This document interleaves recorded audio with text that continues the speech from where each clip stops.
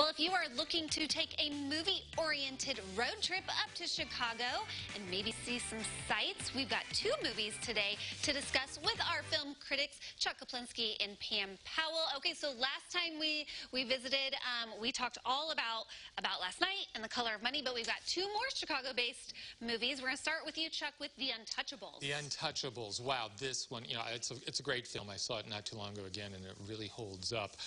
When I was living up in Chicago, they really touted this one. It was in the press where they were going to film, what was going to happen. And I remember going down to LaSalle Street Canyon there. Starts around 200. But there's Union Station. Union Station is where the climax is filmed, the great sequence with the baby carriage going down those steps there. Union Station is at 210 South Canal. You can go in there, get some pictures taken. It looks just like that. Yeah, there's that sequence towards the end. And then when I went to, and there's Roosevelt University. Roosevelt's at 420 South Michigan. If you go in there, you're going to see a staircase. And there's a great scene in the film in which Al Capone and his cronies are coming down the stairs. And it looks exactly the way it does in the film. It's really kind of cool. But going to LaSalle Street Canyon, I went down there on a Sunday morning. They said they were going to be filming. There it is. And it was like walking back in time. All the old cars were there. Everyone was walking around with the old clothes on. They had stripped away a lot of stuff. It was very bare, but you had the flags there. And that was one of the neat things about whenever you saw a film, especially a period piece filmed in Chicago. It was that sudden change. You were truly in a different place, transported. And this one, of course, once the film came out and went and saw it, I mean, Chicago looks fantastic in that movie. So those locations, they're all still there. You can take a visit, and they haven't changed at all. Wonderful. Okay, now we're moving on to Pam. She's talking about Ferris Bueller's Day Off, which I was just waiting for Chuck to share on his favorite back-to-school movies, which didn't make the cut, but it makes the cut on this list for you. It does, and I think this is another film that just screams Chicago. It takes advantage of every single location back in the day in the 1980s that you can imagine in Chicago.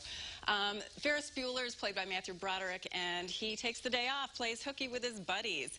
And Chuck, if you can see that for me. That is the parking garage. That is the parking garage. Where they leave the car, where they shouldn't leave that car.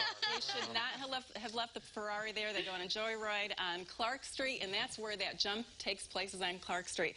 There, I think I'm looking at Dearborn. There's the Calder Flamingo, and that's where the parade takes place. And that's the part that I got to see them actually film. And if you look in the background, you might see a young girl with a bad perm and a pink suitcase watching the parade go by and actually dancing. It's almost worth watching the film again. Just to find that. Almost, yeah.